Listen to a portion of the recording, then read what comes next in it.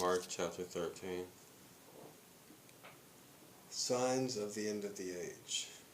As he was leaving the temple, one of his disciples said to him, "Look, teacher, what massive stones, what magnificent buildings. Do you see all these great buildings?" replied Jesus. "Not one stone will be left on another. Every one will be thrown down."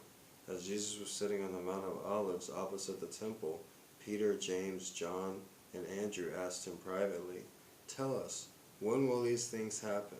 And what will be the sign that they are all about to be fulfilled?" Jesus said to them, "Watch out that no one deceives you. Many will come in my name, claiming, 'I am he,' and he will deceive many. When you hear of wars and rumors of wars, do not be alarmed. Such things must happen, but the end is still to come. Nation will rise against nation, and kingdom against kingdom. There will be earthquakes in various places and famines. These are the beginning of birth pains. You must be on your guard. You will be handed over to the local counselors and flogged in the synagogues. On account of me, you will stand before governors and kings as witnesses to them.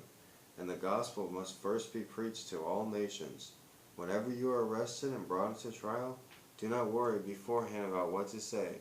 Just say whatever is given you at the time, for it is not your speaking, but the Holy Spirit. Brother will betray brother to death, and father his child. Children will rebel against their parents and have them put to death. All men will hate you because of me, but he who stands firm to the end will be saved. When you see the abomination that causes desolation standing where it does not belong, let the reader understand. Then let those who in Judea flee in the mountains. Let no one on the roof of this house go down into the house to take anything out. Let no one in the field go back to get his cloak. How dreadful it would be in those days for pregnant women and nursing mothers.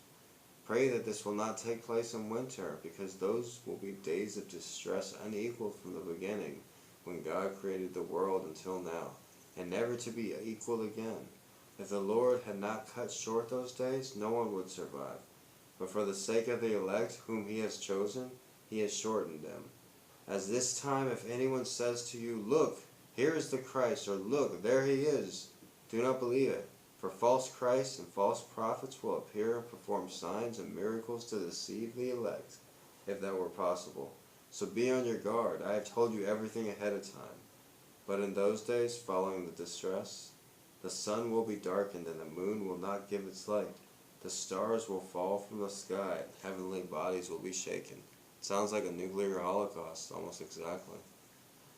"At that time men will see the Son of Man coming in clouds with great power and glory, and he will send his angels and gather his elect from the four winds, from the ends of the earth to the ends of the heavens.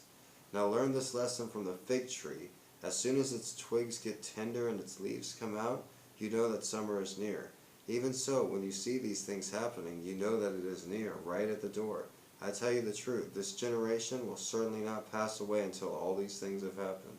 Heaven and earth will pass away, but my words will never pass away." The day and hour are unknown. No one knows about the day or hour, not even the angels in heaven nor the Son, but only the Father. Be on guard, be alert. You do not know when that time will come. It's like a man going away.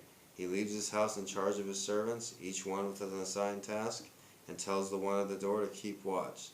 Therefore keep watch, because you do not know when the owner of the house will come back, whether in the evening or at midnight or when the rooster crows or at dawn. If he comes suddenly, do not let him find you sleeping. What I say to you, I say to everyone, watch. That was Mark chapter 13. That was a good chapter.